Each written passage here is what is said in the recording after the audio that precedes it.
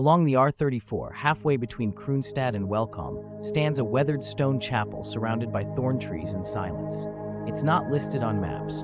The paint is gone, the windows are boarded up.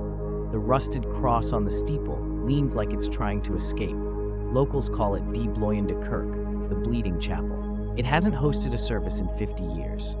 Not since the fire. Back in 1972, a preacher named Gideon Botha ran the church with a reputation for extremes.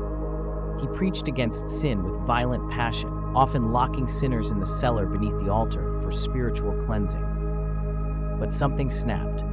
One Sunday, with the congregation present, he poured petrol on the wooden pews, lit a match, and walked into the flames smiling. 31 people died. The building remained standing, and that's when the bleeding started. Visitors say the walls bleed. Not red paint, not rust, but blood. It seeps from the cracks in the stone, thick, dark, and warm. No one's sure how. If you try to wipe it, it comes back worse. If you ignore it, you hear it dripping, echoing in your head long after you've left. In 1984, a group of students dared each other to sleep inside overnight.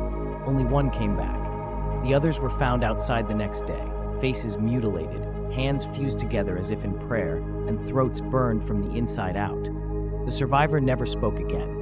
She just stared at her own hands, repeating, "He forgives, but not us."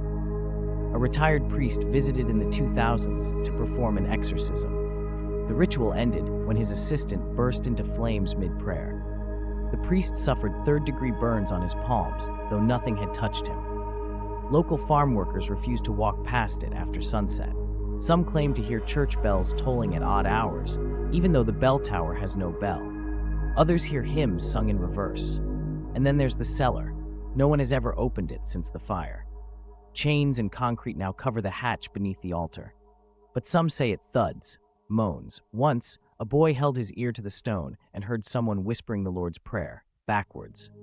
Locals have asked for the chapel to be demolished, but every crew sent refuses to touch it.